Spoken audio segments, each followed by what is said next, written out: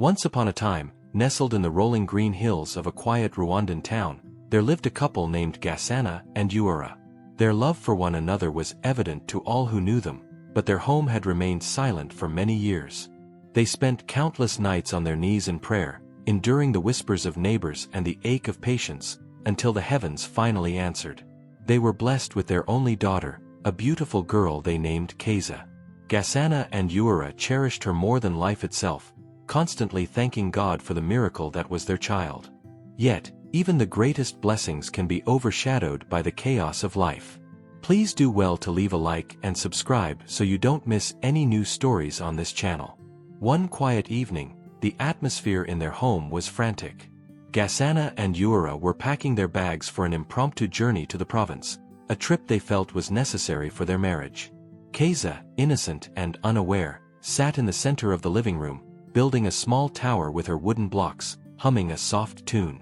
She had no idea that her world was about to shift. In their desperate haste to catch the last express bus leaving Kigali, the couple's minds were clouded. They were moving so fast that they made the ultimate error. They completely forgot to arrange for the nanny or a relative to come and watch their daughter. "Are you sure we have packed everything we need?" Uara asked her husband, her eyes darting around the living room, scanning the furniture but missing the most important person in the room. "Yes, we are all set," Gasana replied, his voice brimming with a distracted confidence as he checked his watch. "I just don't want to miss this opportunity. We need to leave now." Without a second glance, they grabbed their suitcases, rushed out of the heavy metal front door, locked it tight, and hurried to their car to head to the terminal. They drove away, leaving for their journey, completely forgetting about Keza. As they traveled, the couple engaged in light conversation about the road ahead, blissfully and terrifyingly unaware of the mistake they had made. Meanwhile, back at the house, Keza continued playing, stacking her blocks and knocking them down, unaware that her parents were already miles away. As the golden sun dipped below the hills and night began to fall, the house grew dim. Keza rubbed her eyes, feeling the weight of sleep. She looked around for her mother and father, expecting to see them nearby, but she couldn't find them anywhere. Confused, she padded into the kitchen, then checked the bedroom, hoping to see them, but the house was empty and silent. Hours passed. The house grew darker, the shadows stretching long across the floor. Keza felt a cold knot of fear in her stomach. She was lonely, and the silence was loud. Eventually, she heard a faint, menacing growl coming from outside the compound. It was the neighbor's dog. The neighbor, a man named Butera, had always held a deep-seated envy toward Gasana and Uara. He and his wife, Mutisai, had been trying for a child for years without success, and seeing Gasana with Keza always filled Butera with a bitter resentment. His dog, a large, aggressive beast known for terrorizing the street, had been the source of many complaints in the neighborhood. As Keza stepped out onto the veranda to see where the sound was coming from, she noticed the main gate to the compound was slightly ajar. Perhaps the wind had pushed it, or it hadn't been latched properly in her parents' haste. Before she could react or retreat, the dog lunged from the shadows, barking ferociously. It attacked her, sinking its teeth into her small leg. Keza screamed in pain, her high-pitched cry piercing the quiet night, but no one came to help her. The once peaceful evening had turned into a nightmare. Butera, hearing the commotion, rushed out of his house. He saw the child of his rival bleeding and crying in the dark. But instead of showing concern, instead of rushing to pull the dog away or help the girl, he stopped. He stood at a distance, safely behind his own gate, his face filled with a cold indifference. He watched the child suffer, his jealousy hardening his heart. Miles away, Uara watched the landscape blur past the bus window. The silence between her and Gasana was thick, tense, and heavy. It had been like this for months. The vacation they were headed to wasn't just about taking time off, it was a desperate attempt to reconnect. At least, that is what she hoped. "Are you excited about the trip?" Gasana asked, breaking the silence, trying to sound enthusiastic though his voice lacked energy. "I am," Uara replied quietly, not turning from the window. "We need this." Gasana nodded but didn't respond. He gripped the seat in front of him a little tighter, as if the tension between them had spread to his hands. He loved Uera, there was no doubt about that, but lately, he felt like everything he did was never enough. His business in the city had consumed so much of his time, and now he was losing the little family time he had left. But what could he do? Keza was their only child, and the fear of not being able to provide for her, the fear of the future, weighed on him more than he wanted to admit. Uera looked at him, her suspicion flaring again. It was the same dark thought that had been haunting her for months. Was he working late because of his job, or was there someone else? It wasn't just about work, though. He had become distant, more focused on things that didn't involve her. And deep down, she couldn't shake the feeling that he was avoiding her because Keza was a girl, and he wanted a son. She hated that thought, she tried to bury it, but it kept creeping back into her mind. "I'm glad we're finally doing this," Uera said after a long pause, her voice trembling slightly. "It's been hard lately." "Yeah, I know," Gasana muttered, his eyes fixed on the road ahead. He wanted to say more. He wanted to tell her that his distance wasn't because he didn't care, but because he was drowning in pressure. But he couldn't. Every time he tried to explain, the words felt inadequate. "You don't talk to me anymore," Uera's voice was softer now, but there was a clear edge to it. "Not like you used to." Gasana sighed, running a hand over his face. "I'm sorry. It's just been a lot." He glanced over at her. "I'm here now, right? That's what matters." "But are you really?" Uera's eyes met his, filled with a mixture of hurt and longing. "I've been asking for this trip for months, Gasana. And it felt like you were just avoiding it." "I wasn't avoiding it," Gasana said quickly, defensive.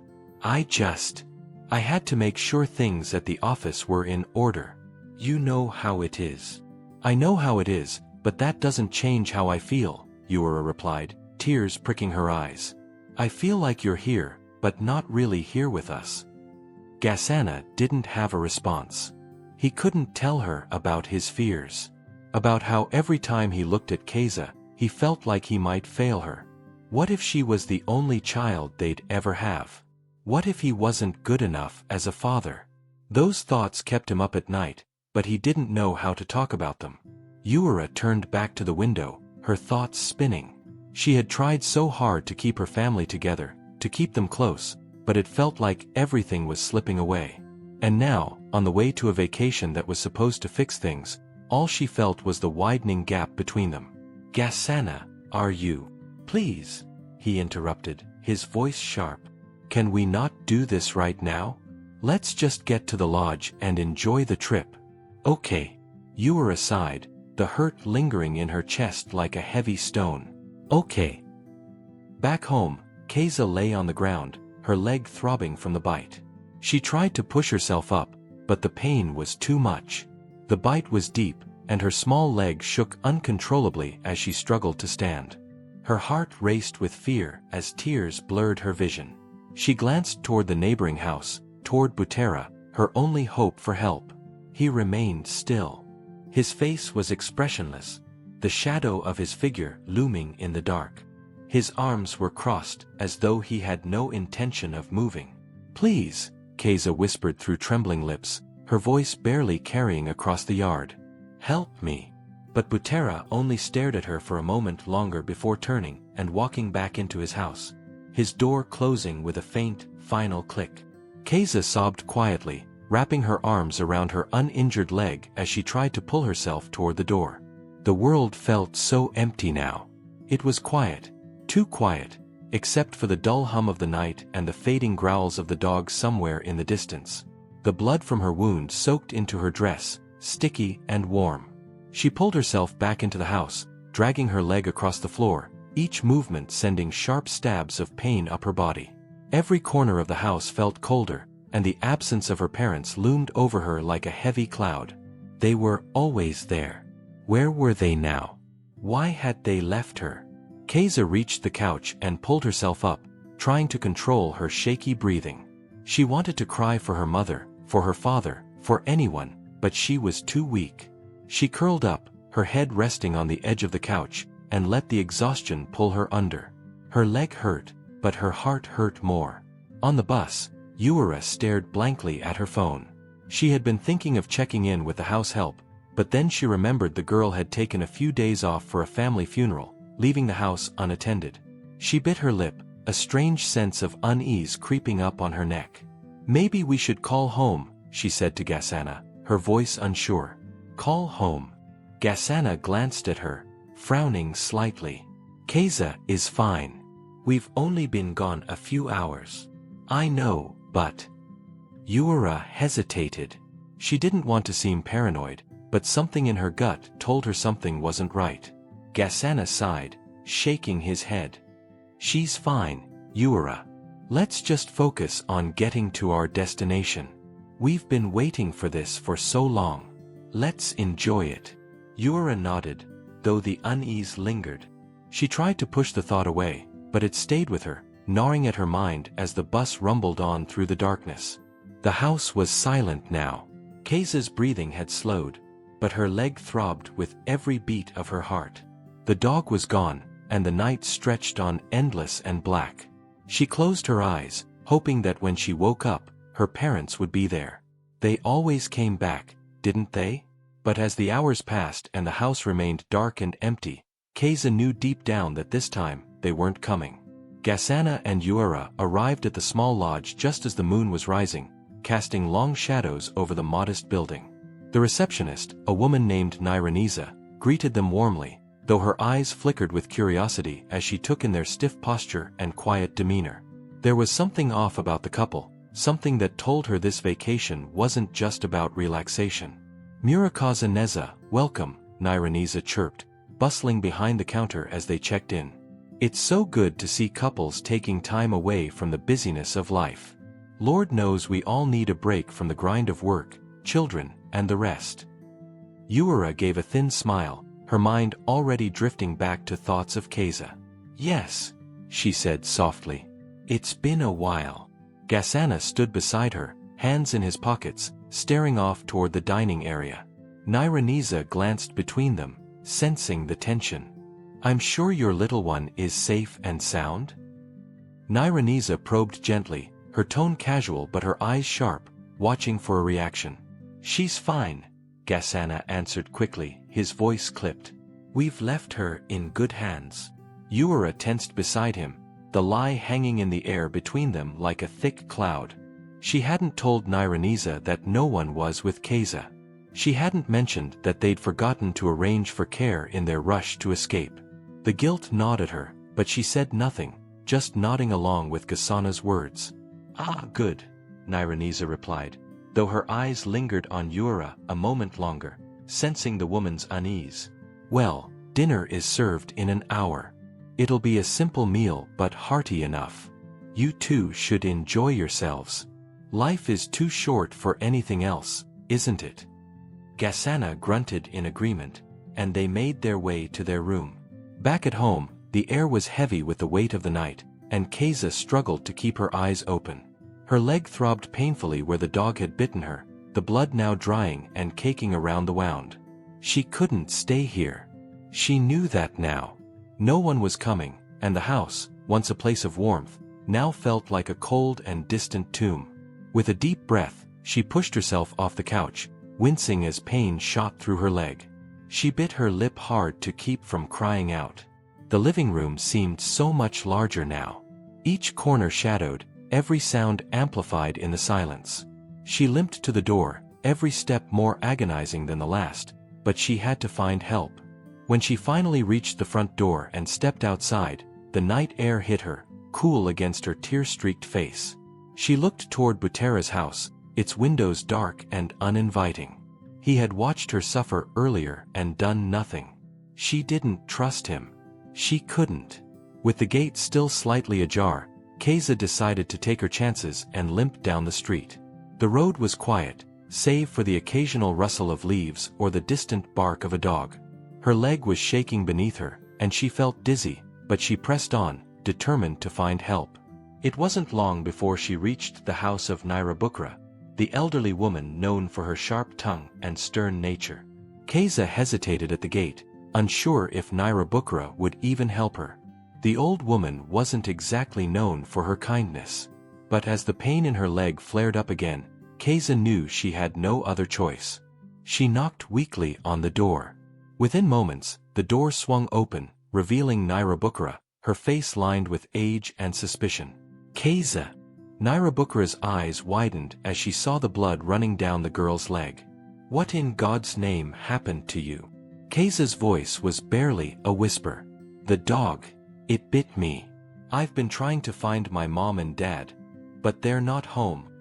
Nairabukara let out a sharp breath, her expression hardening with anger, though not at Keza. Come inside quickly, she ordered, pulling Keza into the house and seating her in a chair. Your parents left you alone? What kind of foolishness is this? Keza flinched at the tone, but she was too tired to answer. Nairabukara bustled around, grabbing a cloth to clean the wound, muttering to herself the whole time. I always said your parents were too busy for their own good, Nairabukara grumbled as she dabbed at Keza's leg. Running around like the world revolves around them, leaving their child like this. God forbid. Keza winced as Nairabukara cleaned the bite, the cloth stinging as it touched her skin. They didn't mean to, she whispered, feeling the need to defend them even though she wasn't sure if it was true. They just forgot. Nairabukara clicked her tongue. Forgot. Forgot their own daughter. She shook her head. Nonsense. This is what happens when people stop paying attention to what matters. Meanwhile, Butera stood at his window, watching as Nairabukara brought Keza inside. He'd been watching since she left the house, his expression cold and unreadable. His wife, Mutisai, came up behind him, her arms crossed as she looked at him with disapproval. You're just going to stand there and do nothing? Mutisai asked, her voice low but sharp. She's a child, Butera. Butera didn't turn to face her. She's their child, he muttered, his jaw clenched. The one they flaunt like they're better than us. Mutisai let out a frustrated sigh. You're still bitter about that? You think watching her suffer is going to make things better for us? Butera finally turned to her, his eyes hard. You don't understand. They think their life is perfect because they have her. They look at us like we're less because we don't have children. Mutisai stared at him for a long moment, her expression softening slightly. I understand more than you think, Butera. But that's not her fault. Butera's face tightened, but he said nothing more. He looked back out the window, watching as Nairabukara attended to Keza. His guilt gnawed at him, but he couldn't bring himself to move. At the lodge, Gasana and Uera sat across from each other at a small table in the dining area. The silence between them was thick and uncomfortable. Uera barely touched her food, her mind racing with thoughts of Keza. Something was wrong. She could feel it. I think we should call home, Uera said suddenly, her voice breaking the silence. Gasana didn't even look up from his plate. Uera, we've been over this. Keza is fine. We left her with someone reliable. But what if she's not? Uera insisted, her voice rising slightly. What if something happened? Gasana sighed heavily, setting down his fork. You're worrying for nothing. Can't we just focus on us for once? This trip was supposed to be about us, remember? Uera stared at him, her frustration boiling over. How can I focus on us when I can't stop thinking about her? She's our child, Gasana. How can you sit there and pretend like everything's fine? Because it is fine. Gasana snapped, finally looking at her. You're overreacting. We needed this trip to get away from all the stress. To reconnect. Reconnect. Uera's voice was sharp now. We haven't been connected in months. You've been avoiding me. Avoiding Keza. This trip isn't going to fix that. Gasana clenched his jaw, his hands balling into fists under the table. That's not fair, Uera. I'm trying. But you keep making it about something else. Maybe because it is about something else, Uera shot back. I can't sit here and act like we're fine when we're not. And now I have this feeling something's wrong. I know it. Before Gasana could respond, a voice interrupted them. You know, women's intuition is rarely wrong, a man's voice said from the table beside them. Both Gasana and Uera turned to see a man named Kalisa, a businessman in his late 40s, watching them with a smirk. He leaned back in his chair, his arms crossed as if he were enjoying the show. Excuse me, Gasana said, his tone icy. Kalisa shrugged, unbothered by Gasana's tone. I'm just saying, if your wife says something's wrong, you might want to listen. I've learned the hard way not to ignore my own wife's instincts. Uera gave Gasana a pointed look, but Gasana's frustration only deepened. This is none of your business. Maybe not, Kalisa replied with a lazy smile. But from where I'm sitting, it seems like you. Kalisa continued, his voice casual but cutting. It seems like you're ignoring what's right in front of you. I've seen this play out before. Listen to her before it's too late. Uera remained quiet, her eyes locked on Gasana, waiting for his reaction. Gasana, tense and on edge, stood abruptly, pushing his chair back with more force than intended. Mind your own business, Gasana growled, his voice low and dangerous. He turned back to Uera, his frustration spilling over. You've been doubting me for months, Uera. You think I don't care? That I don't want to be a father? That I don't love you? Uera rose from her seat, her patience snapping. It's not about love, Gasana. It's about being present. It's about putting your family first. Right now, I don't know where my daughter is, and you're standing here like it doesn't even matter. How can I sit here and pretend like everything's fine? Gasana's face hardened, the weight of her words hitting him, but his pride wouldn't let him back down. You're being paranoid, he said through gritted teeth. She's fine. She's safe. Uera shook her head, tears filling her eyes. I can't do this anymore. I can't pretend that I don't feel it. Something is wrong, and I can't ignore it. Without another word, Uera stormed out of the dining area, leaving Gasana standing there, seething. Kalisa watched the scene unfold with mild interest, his smirk fading as the tension between the couple grew palpable. Back in the small neighborhood, Nyarabukara finished cleaning Kaisa's wound, but the old woman's concern deepened as she examined the bite. The wound had turned an angry red, and Kaisa's skin felt hot to the touch. The girl was feverish, her face pale from exhaustion and pain. We need to get you to a clinic, Nyarabukara muttered, her brow furrowed. This bite's not healing right. You'll need proper treatment. Kaisa, barely able to keep her eyes open, nodded weakly. But my mom and dad. She whispered, her voice faint. They'll come back soon. I just need to wait for them. Nyarabukara's lips pressed into a thin line, her disapproval obvious. Your parents shouldn't have left you like this. You're in no condition to wait, my dear. We're going to the clinic now. And if I have to drag your parents back here myself, I will. Just as she was about to help Kaisa stand, a knock came at the door, startling them both. Nyarabukara's eyes narrowed as she walked over to open it. Standing there with a conflicted look on his face was Butera. Nyarabukara's expression darkened. What do you want, Butera? Coming to gloat about the mess these parents have made. Butera's jaw tightened, his eyes flicking toward Kaisa, who was slumped in the chair looking weaker by the minute. His voice was stiff, but there was an edge of guilt in it. She's not going to make it through the night if you don't get her proper help, he said, his tone sharp but heavy. The clinic's far, and you can't take her there alone. Nyarabukara crossed her arms, unimpressed by his sudden concern. And you think I'm going to trust you to help after you stood by and did nothing? Butera looked away, his shoulders stiff. I'm not proud of that. But there's no time for this now. Let's get her to the clinic.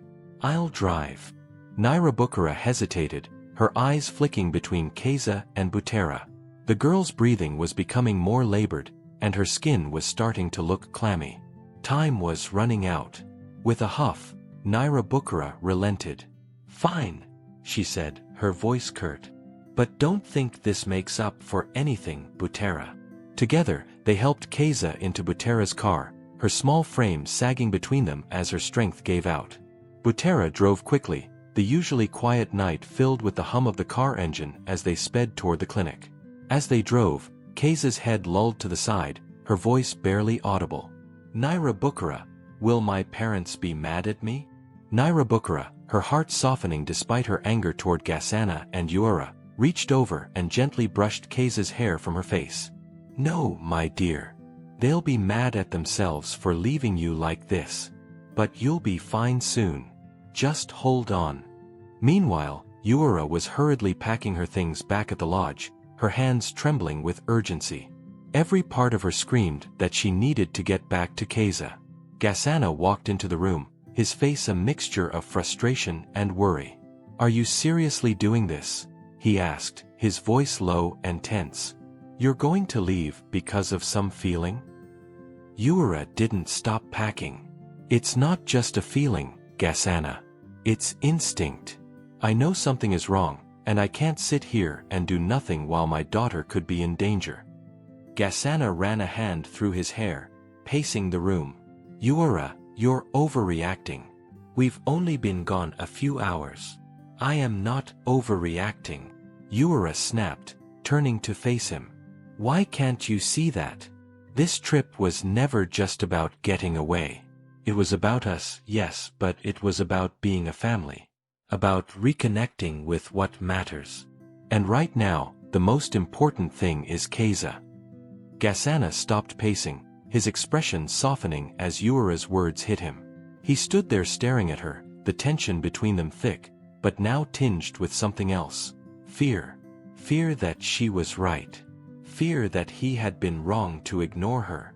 Uara grabbed her bag, her voice softer now but firm. I'm going back, Gasana. With or without you. Gasana's shoulders sagged, and for the first time, his own doubts crept in. He had dismissed Uara's concerns because he didn't want to face the possibility that they had made a terrible mistake. Now, as he watched her walk toward the door, a knot of fear tightened in his chest. Wait, he said, his voice barely above a whisper. Uara paused, her hand on the doorknob. Gasana swallowed hard. I'll come with you. At the clinic, Naira Bukara and Butera waited anxiously as the doctor examined Keza. She had been immediately taken in upon arrival, her condition more serious than they had realized. Butera paced the waiting room, his guilt now a physical weight on his shoulders. Naira Bukara sat, her arms crossed, watching him with narrowed eyes. You think this will ease your conscience? She asked, her voice cutting. Butera stopped pacing and looked at her, his face strained. I don't know, he admitted. I let my pride get in the way. I watched her suffer because I was angry. And now I can't take it back. Naira Bukara shook her head. No, you can't. But at least you did something now. Before it was too late. Butera nodded, but the guilt remained. As the minutes ticked by, they both sat in tense silence, waiting for news, knowing that the consequences of the night would ripple far beyond this moment. The silence in the car was heavy, suffocating. Uara sat rigid in her seat, her fingers gripping her phone tightly. Gasana focused on the road, his knuckles white on the steering wheel. The tension between them hung in the air, but neither of them spoke. The argument that had erupted at the lodge had left them both raw, but it was overshadowed by something bigger now, the fear gnawing at both of them. Uara broke the silence first. I knew it, Gasana. I knew something was wrong. We should have called sooner. We shouldn't have left her. Gasana didn't respond at first. He stared straight ahead, the road blurring in his vision. He wanted to say something, anything, but his throat was tight with guilt. Uara's voice was rising with every word, and he knew she was right, but admitting that felt too heavy to bear. You should have listened to me. Uara continued, her voice cracking. All of this could have been avoided. What if? Her phone rang, cutting her off. The sound startled both of them, and Uara fumbled to answer it, her heart racing. It was Naira Bukara. Uara? It's me. came the older woman's sharp voice. You need to get back home now. Keza is at the clinic.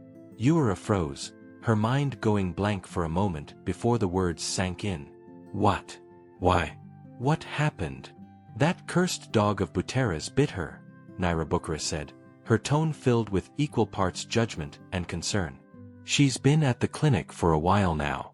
If I hadn't found her, who knows what would have happened? You should be ashamed of yourselves, Yura. The guilt hit Yura like a physical blow. Her hand trembled as she held the phone to her ear. Is she? How bad is it? Is she okay? She's alive. But she's hurt. The infection was spreading. The doctors are doing what they can, but you need to get here now. This girl's been through enough. What were you thinking, leaving her like that? Yura choked back a sob, her hand covering her mouth. We didn't mean to, she whispered, her voice barely audible. Didn't mean to or not, it's done. Just get here. She needs you. The line went dead, and Yura sat there in stunned silence, her phone still pressed to her ear. Gasana glanced over at her, a sinking feeling in his stomach. Yura? What happened? Keza is in the clinic, Yura whispered, her voice hollow. She's been bitten by Butera's dog. Gasana's heart dropped. He gripped the steering wheel tighter, his mind racing. Is she okay? He asked, though he already knew the answer. They don't know, Yura said, her voice cracking. The infection was spreading. She could have died, Gasana. She could have died because we weren't there. Gasana's breath hitched, the weight of his guilt crashing down on him. I didn't think. He began, but the words felt empty, meaningless. He had been so sure Keza would be fine. That Yura was just overreacting. Now, the reality of what had happened was too much to bear. Neither of them said another word as Gasana pressed harder on the gas, the car speeding down the road toward the clinic. At the clinic, Keza lay in a small, sterile room, her leg bandaged and elevated. She was exhausted, her small body drained from the pain and the fever that had gripped her hours earlier. Nurse Tata sat beside her, gently dabbing her forehead with a cool cloth, offering quiet words of comfort. You're a strong girl, Keza, Nurse Tata said softly. You're going to get better soon. I promise. Keza's eyes fluttered open. She was still weak, her voice barely above a whisper. Where's my mommy? Where's my daddy? Nurse Tata exchanged a look with Dr. Magabo, who stood at the foot of the bed reviewing her chart. The doctor was stern but kind, his eyes full of concern for the small girl. They're on their way, Nurse Tata said, brushing a strand of hair from Keza's face. They'll be here soon. Just rest now. Keza nodded weakly, her eyelids heavy. I'm so tired, she murmured. I know, sweetheart. Just rest. Dr. Magabo glanced at the clock, his face tightening. If Nairabukra hadn't brought her in when she did, the infection would have been worse, he said quietly to Nurse Tata. The wound was already starting to fester. She's lucky. Her parents are lucky. Nurse Tata replied, her voice harder now. Leaving her like that. Dr. Magabo nodded, his eyes softening as he looked at Keza. People forget how fragile children are. Physically, she'll recover. But emotionally, this is going to leave a mark. Nairabukra, who had been standing just outside the door, stepped into the room, her face set in a deep frown. Any news from the parents? Not yet, Dr. Magabo said. But they should be here soon. I've made sure Keza is stable for now, but she'll need more care and rest. Nairabukra's lips thinned. More care than they've been giving her, that's for sure. She walked over to Keza, her heart softening as she looked at the girl's pale face. Despite her tough exterior, Nairabukra cared deeply for the child. She reached out and gently touched Keza's hand. Don't worry, child. You'll be all right now. Back outside the clinic, Butera sat in his car, his hands gripping the steering wheel. He stared straight ahead, his thoughts a chaotic mix of guilt, resentment, and shame. He hadn't been able to get the image of Keza bleeding, weak, and helpless out of his head. He knew he should have helped her sooner, should have done something. But he had let his bitterness cloud his judgment. "You can't sit here all night," came Mutisai's voice from the passenger seat. She looked at him, her expression a mix of frustration and concern. "You've already done more by bringing her to the clinic. At least go inside and see how she's doing." Butera didn't move. "I don't think I deserve to." Mutisai sighed, her patience wearing thin. "Butera, you did the right thing in the end. We can't change what happened. But you can't just sit here avoiding it. Go inside. Face it." Butera's jaw tightened, his hands clenching around the steering wheel. He wasn't ready to face Gasana. Wasn't ready to confront his own guilt. But he also knew Mutisai was right. Sitting in the car wouldn't change anything. Slowly, he opened the door and stepped out. Gasana and Yura rushed into the clinic, their eyes wide with panic. Yura's heart pounded in her chest, her mind spinning with 100 worst-case scenarios. They hurried to the reception desk, breathless. "We're here for our daughter," Yura said, her voice cracking. "Keiza. She was brought in earlier." The receptionist nodded, recognizing the desperation in her eyes. "She's in room 3. But you'll need to speak to the doctor first." They barely heard the receptionist's last words as they bolted toward the room. They skidded to a stop outside the door where Naira Bucharest stood, her arms crossed and her expression severe. "You finally made it," Naira Bucharest said, her tone sharp. "Took you long enough." Yura flinched at the words, the weight of her guilt suffocating her. "I'm so sorry. We didn't mean to." Naira Bucharest cut her off with a scowl. "Sorry doesn't change the fact that you left her alone. You were too wrapped up in your own problems to see what was happening right under your noses. If it weren't for me, that child would be lying in that house, suffering in silence." Gasana stood silently beside Yura, his head bowed. He couldn't even meet Naira Bucharest's eyes. He knew she was right, and the shame of it gnawed at him. "Where is she?" Yura whispered, tears filling her eyes. "She's resting," Naira Bucharest said, her tone softening slightly. "She's stable now, thanks to the doctors. But this could have ended much worse." Yura pushed past her, entering the room. The sight of Keiza lying on the hospital bed, pale and fragile, was too much for her to bear. Tears streamed down her face as she rushed to her daughter's side. "Keiza," Yura sobbed, grabbing her hand. "I'm so sorry, baby. I'm so sorry." Keiza stirred, her eyes fluttering open. She looked up at her mother, her small voice filled with confusion and pain. "You left me, Mama," she whispered. Yura's heart shattered. She kissed Keiza's hand, her body shaking with sobs. "I know, baby. I know. I'm so sorry. I didn't mean to. I'll never leave you again. I promise." Gasana stood at the foot of the bed, his guilt too heavy to put into words. He couldn't bring himself to look at Keiza, his shame pulling him further away.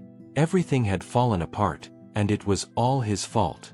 Later, as Keiza slept, Gasana and Yura sat in the waiting area outside her room.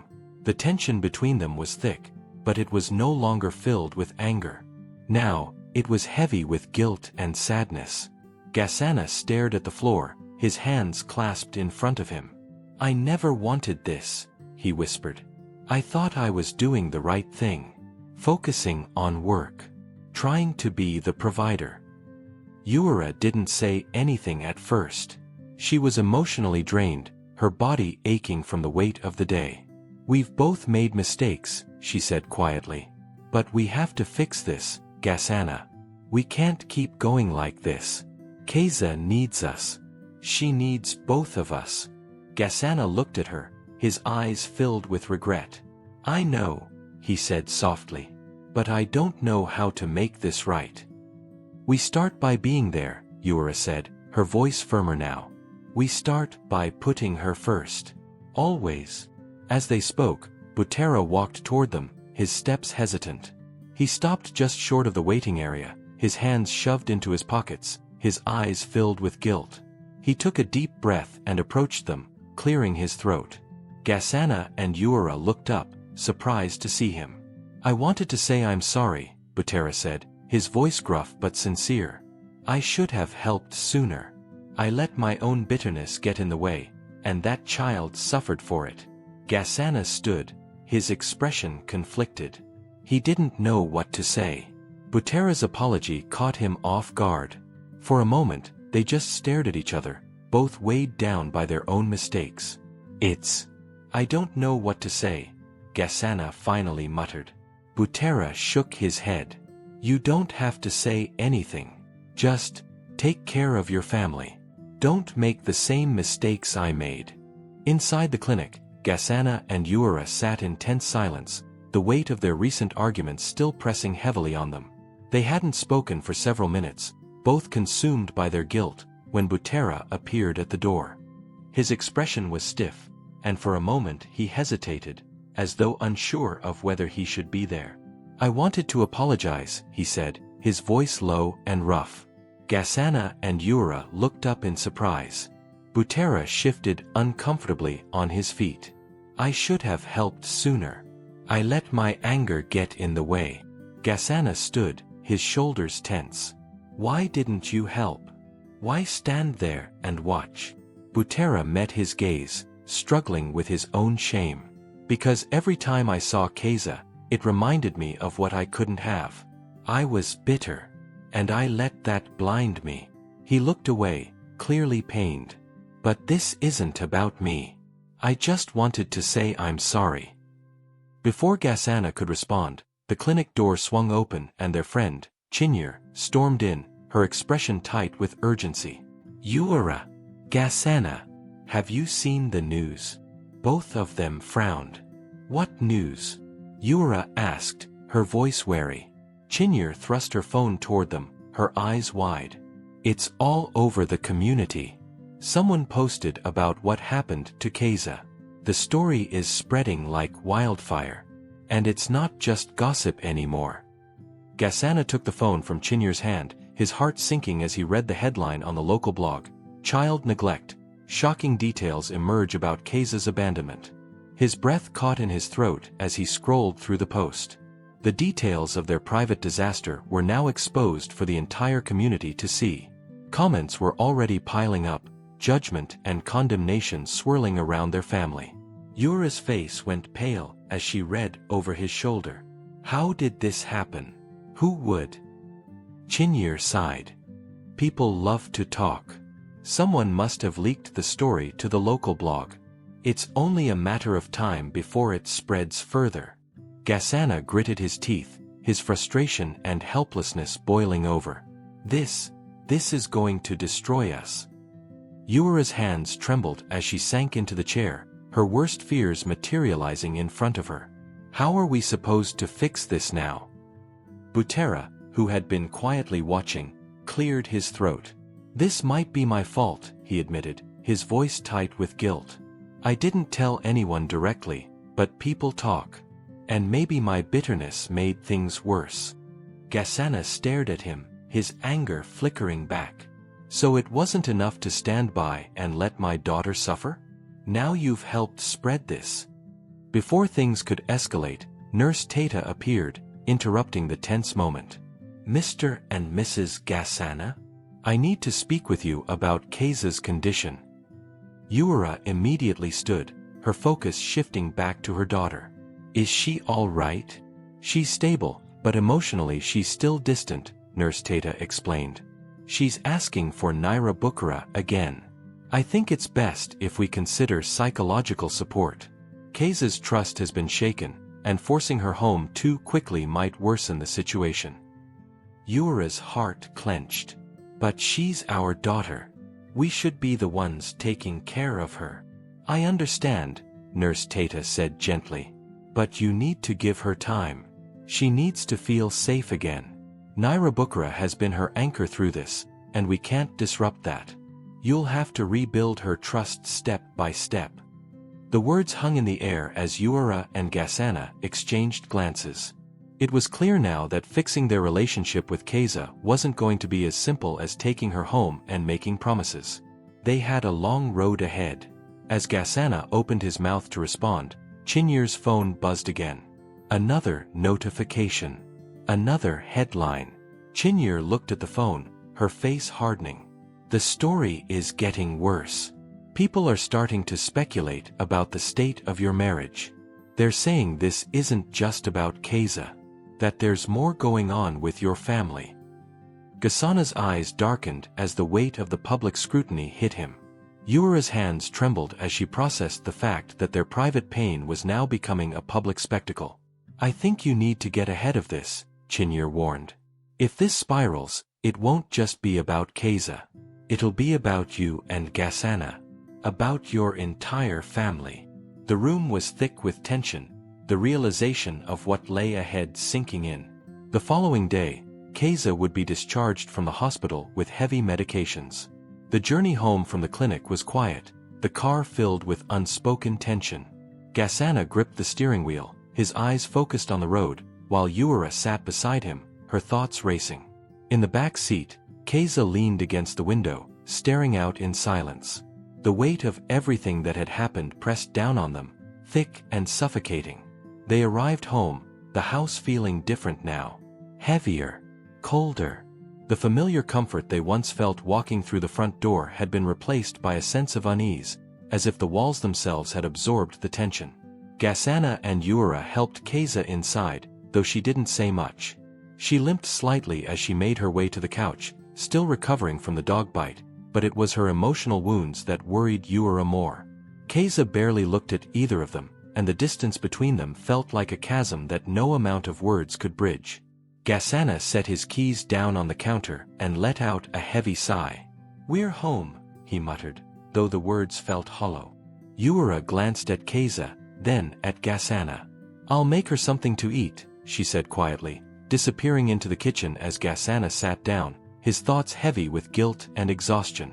The morning sunlight streamed through the windows, casting a soft glow on the living room, but inside the house, the atmosphere remained heavy. Gasana stood by the kitchen counter, his phone in hand, staring at the screen in frustration. The blog post had spread across the community like wildfire, and the comments were relentless, full of judgment and criticism. Some from people he barely knew, others from people he had once considered friends. Yuura walked into the room, her face lined with exhaustion. She glanced at Gasana, her heart sinking as she saw the familiar look of strain on his face. "You're still reading that?" she asked, her voice tight. Gasana set the phone down, rubbing his temples. He didn't answer right away, his frustration simmering beneath the surface. "We need to address this," Yuura continued, sitting down at the kitchen table. "We can't just let it spread. People think we left her on purpose. Like we didn't care." Gasana sighed heavily, leaning against the counter. "And what do you think will happen if we talk? The more we say, the worse it'll get. Let them talk. It'll die down eventually." Yuura's patience snapped. "Die down?" "Gasana, people are saying we abandoned our daughter. And you want to just stay quiet? How can you be so calm about this?" Gasana's jaw clenched, his hands balling into fists at his sides. "I'm not calm, Yuura. I'm just not interested in making things worse. The more attention we draw, the more judgment we invite." Yuura stood, her hands shaking. "We've already been judged. Every time I go out, I see people staring at me, whispering. Do you think I don't feel that? Do you think it's easy for me?" She walked toward him, her voice trembling with emotion. "I can't keep pretending that everything's fine because it's not fine. We made a mistake, but the way people are talking, it's like we're monsters." Gasana turned away, unable to meet her eyes. "I just don't see how talking will fix anything." Yuura let out a bitter laugh. "Ignoring it won't fix it either, Gasana. I'm tired of pretending. I'm tired of drowning in this mess while you stand there and act like everything will blow over." The silence between them grew thick, the air heavy with unspoken hurt. Gasana didn't respond, and Yuura, her heart aching, turned away from him and left the room. Later that morning, Naira Bukhara arrived at the house. She had become a regular visitor, checking on Keza frequently since the incident. Keza had grown closer to her, seeking comfort in her presence in a way that she hadn't been able to with her own parents. Yuara sat in the living room with Keza, watching as her daughter spoke softly with Naira. The distance between Yuara and Keza felt unbearable. She had tried to talk to her daughter, to rebuild the bond they once shared, but Keza remained distant. Every attempt Yuara made to connect was met with hesitation or outright rejection. "How are you feeling today, Keza?" Naira asked, her voice soft as she sat beside the little girl. Keza shrugged, her eyes cast down. "My leg doesn't hurt as much." "That's good," Naira said, nodding. "And how about in here?" she asked gently, touching Keza's chest. "How does your heart feel?" Keza's face tightened, and she avoided Naira gaze. "I don't know." Yuara, sitting across from them, leaned forward. "Keza, maybe we could spend some time together today? Just the two of us. Like we used to."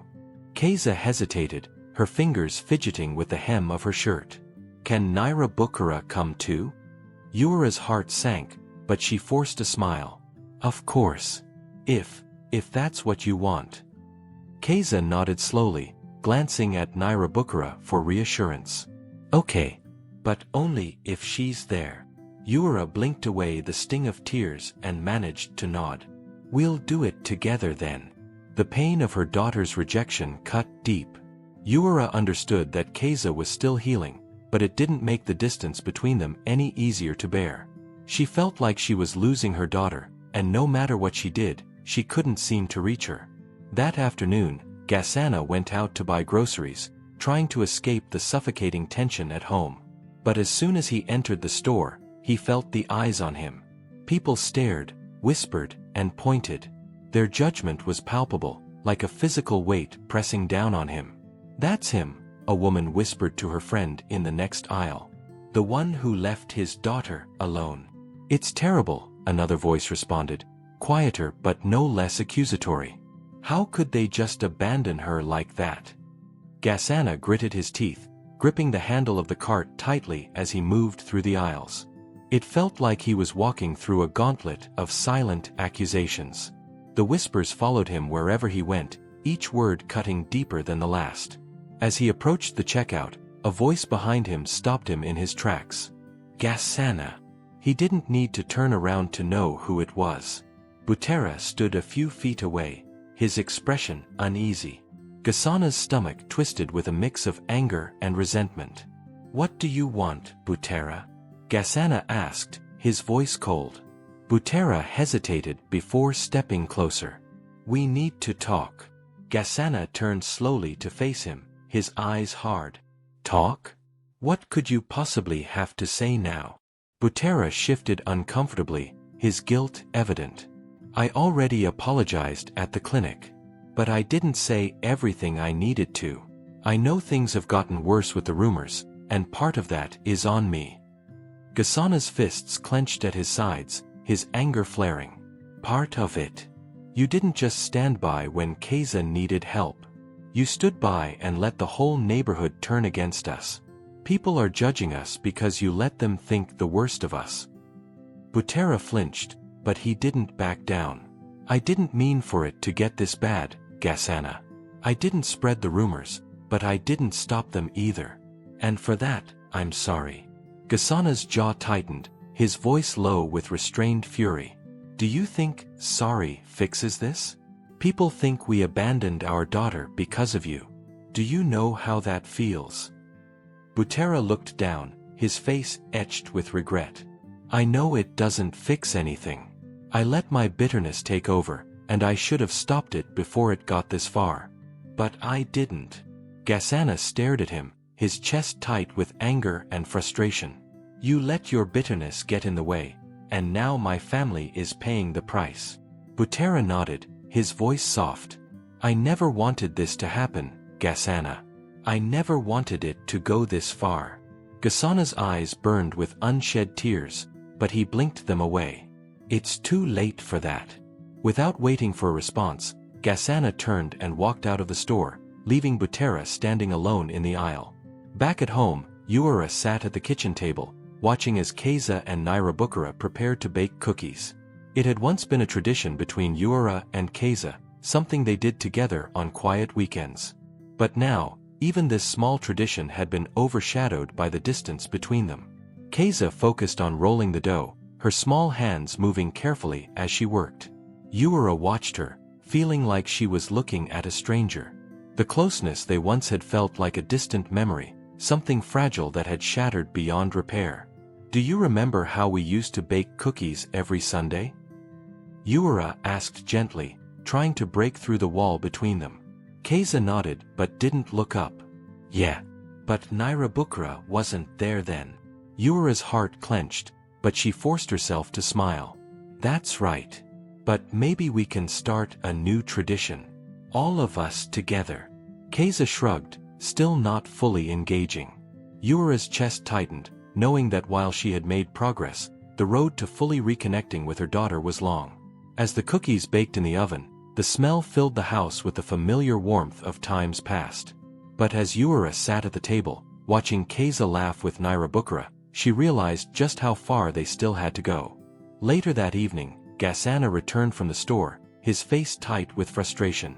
Uara looked up as he walked into the kitchen, sensing the storm brewing beneath the surface. "Rough day?" she asked softly, trying to break the ice. Gasana let out a bitter laugh. "You could say that." Uara stood and walked over to him, placing a hand on his arm. For a moment, they stood in silence, both feeling the weight of their shared burden. They were trying, both of them.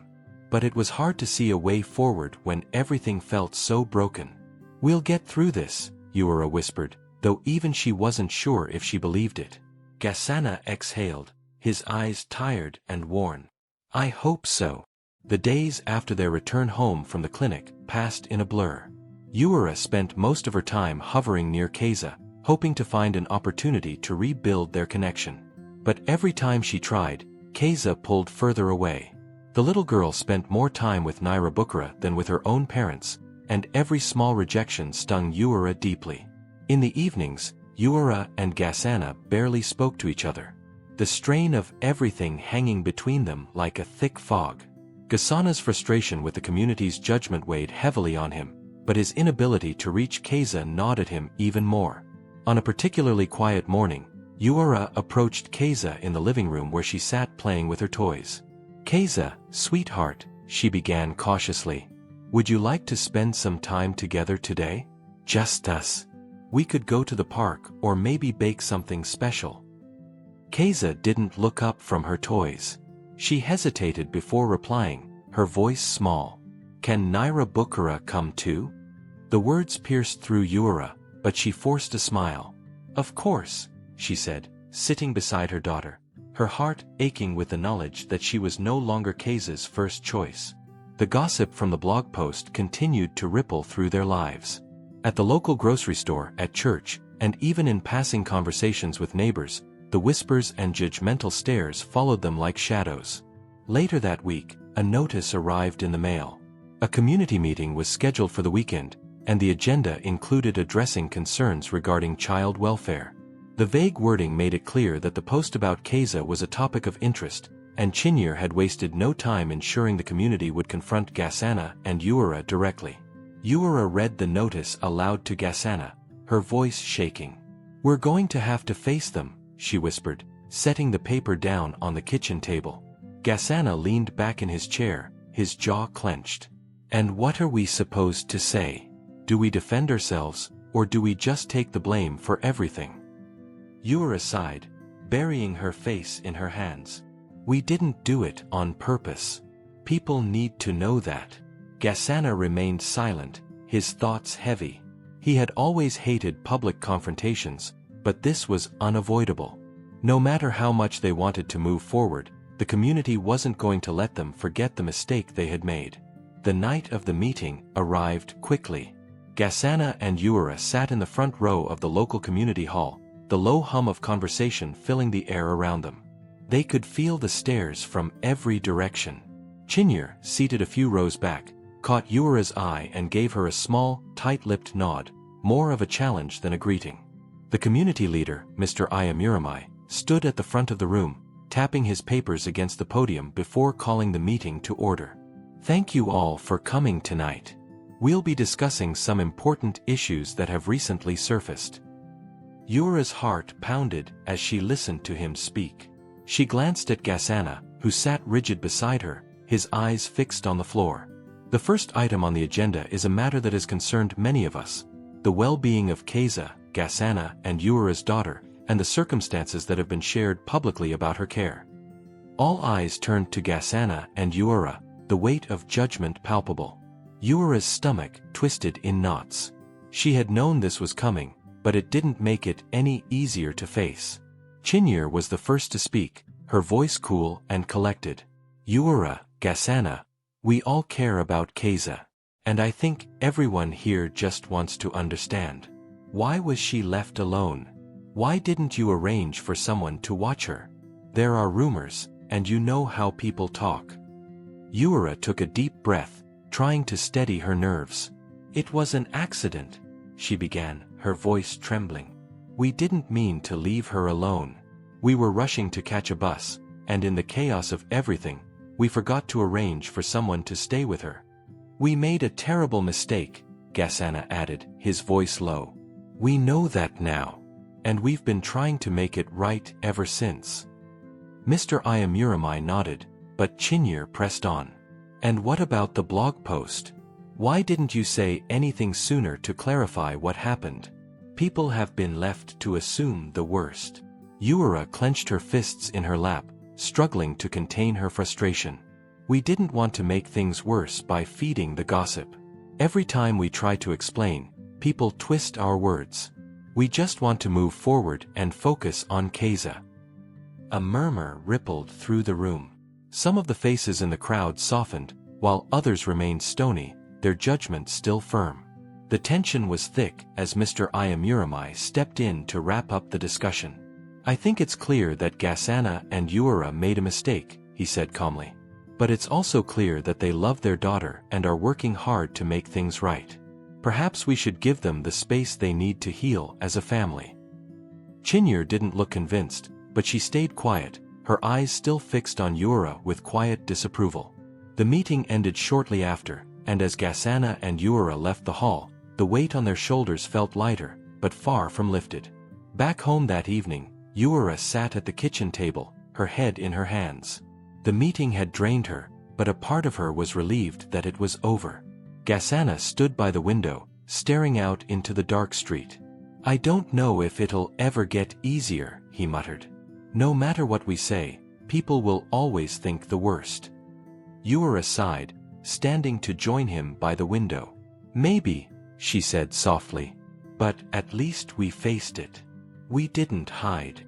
They stood in silence for a few moments, the weight of everything still hanging between them. I think I haven't really been here, Gasana finally said, his voice breaking the quiet. Not just with Keza, but with you too, Yuura. I thought if I worked hard, if I provided for us, that would be enough. But I've been distant. And I'm sorry for that. Yuura looked up at him, her eyes softening. I was so afraid of losing you and Keza that I didn't even see what was happening to us, Gasana admitted. I thought if I just held everything together, it would fix itself. But I was wrong. Gasana reached out, gently taking her hand. I want to try, Yuura. I want to be better. For you. For Keza. Yuura nodded, tears stinging her eyes. We'll try together. The next morning, Nurse Tata came by to check on Keza and discuss her progress. Keza had started attending therapy sessions with a child psychologist, but the road to emotional healing was long. Though she was starting to open up in small ways, the distance between her and her parents was still there, a wound not yet fully healed. As Nurse Tata spoke with Yuura and Gasana, Keza wandered into the living room, her eyes cautious but curious. Keza, sweetie, Yuura asked, smiling softly. Would you like to help me with something? I was thinking we could plant some flowers in the garden. Maybe make it a little brighter. Keza hesitated, looking between her parents and Nurse Tata. Slowly, she nodded. Can Naira Bukara help too? Ura's heart clenched, but she smiled. Of course.